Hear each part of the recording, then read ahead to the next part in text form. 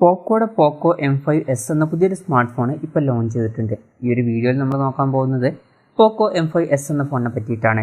അതിന് നമ്മൾ ഫീച്ചേഴ്സൊക്കെ നോക്കുകയാണെന്നുണ്ടെങ്കിൽ പോക്കോ M5sൽ 6.43 ഇഞ്ചിൻ്റെ ഫുൾ HD+ ഡിസ്പ്ലേ കൊടുത്തിട്ടുണ്ട്. എടുത്തു പറയേണ്ട ഒരു കാര്യം, ഇതിൽ amoled ഡിസ്പ്ലേ ഉപയോഗിച്ചിട്ടുണ്ട്. ഇനി ഫോണിൽ പഞ്ചോൾ ഡിസ്പ്ലേ വരുന്നുണ്ട്. പഞ്ചോൾ വരുന്നത് ടോപ്പ് സെൻറ്റർ ഭാഗത്തായിട്ടാണ്. കൂടിയ റിഫ്രഷ് റേറ്റ് ഇതിൽ സപ്പോർട്ട് ചെയ്യുന്നില്ല. 60 ഹെർട്സിൻ്റെ റിഫ്രഷ് റേറ്റ് ഇതിൽ വരുന്നുള്ളൂ. ഫോണിൻ്റെ ഫ്രണ്ടിൽ ഗൊറില്ല ഗ്ലാസിൻ്റെ പ്രൊട്ടക്ഷനും കാര്യങ്ങളൊക്കെ കൊടുത്തിട്ടുണ്ട്. പീക്ക് ബ്രൈറ്റ്നസ് വരുന്നത് 1100 നിറ്റ്സ് ആണ്. അപ്പോൾ അത്യാവശ്യം തിരക്കില്ലാത്ത നല്ല ഡിസ്പ്ലേ ഫീച്ചേഴ്സും കാര്യങ്ങളൊക്കെ ഈ ഫോണിൽ കൊടുത്തിട്ടുണ്ട്. പിന്നെ ഫിംഗർ പ്രിൻറ്റ് സെൻസർ ഫോണിൻ്റെ സൈഡിൽ പവർ ബട്ടണിൽ ഇൻറ്റഗ്രേറ്റ് ചെയ്തിട്ടാണ് വരുന്നത്. ഫോണിൻ്റെ വെയിറ്റ് വരുന്നത് ഏകദേശം 178.8 ഗ്രാം ആണ്. തിക്നെസ് വരുന്നത് 8.29 mm ആണ്. ഈ ഫോണിൻ്റെ 3 കളർ വേരിയൻസ് ഇപ്പോൾ ലോഞ്ച് ചെയ്തിട്ടുണ്ട്. ബ്ലൂ, ഗ്രേ, അതുപോലെ തന്നെ വൈറ്റും. ഇതിൽ IP53 റേറ്റിംഗ് സപ്പോർട്ട് ചെയ്യുന്നുണ്ട്. ഇനി പ്രോസസ്സറിൻ്റെ കാര്യം പറയുകയാണെങ്കിൽ ഈ ഒരു ഫോണിൽ mediatekൻ്റെ helio G95 എന്ന പ്രോസസ്സർ കൊടുത്തിട്ടുണ്ട്. ഇത് കുറച്ച് പഴയ പ്രോസസ്സറാണ്, എന്നാലും അത്യാവശ്യം പവർഫുൾ ആയിട്ടുള്ള ഒരു പ്രോസസ്സറാണ്. അത്യാവശ്യം നല്ല പെർഫോമൻസും അതുപോലെ തന്നെ ഗെയിമിംഗ് പെർഫോമൻസ് ഒക്കെ ഇതിൽ കിട്ടേണ്ടതാണ്.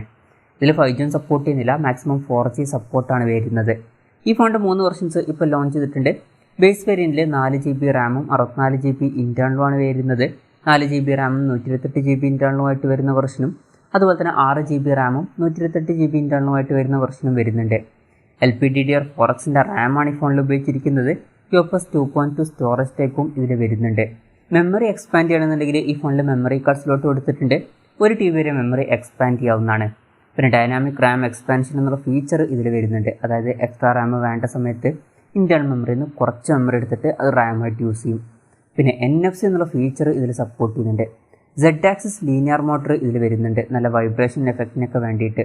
പിന്നെ ഡ്യുവൽ സ്റ്റീരിയോ സ്പീക്കേഴ്സ് ഈ ഫോണിൽ കൊടുത്തിട്ടുണ്ട്. 3.5 mm ഓഡിയോ ജാക്ക് ഈ ഫോണിൽ വരുന്നുണ്ട്. Android 12 ബേസ് ആയിട്ടുള്ള MIUI സോഫ്റ്റ്വെയർ ഈ ഫോണിൽ കൊടുത്തിട്ടുണ്ട്.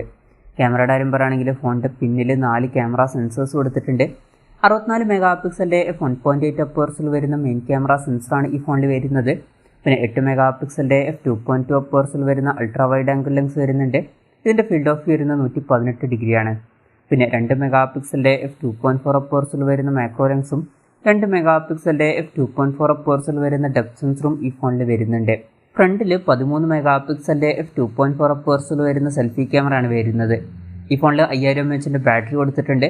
33 വാട്ടിൻ്റെ ഫാസ്റ്റ് ചാർജിങ് സപ്പോർട്ട് ചെയ്യുന്നുണ്ട്. അതുപോലെ തന്നെ Type-C ചാർജിങ് പോർട്ടും ഇതിൽ കൊടുത്തിട്ടുണ്ട്.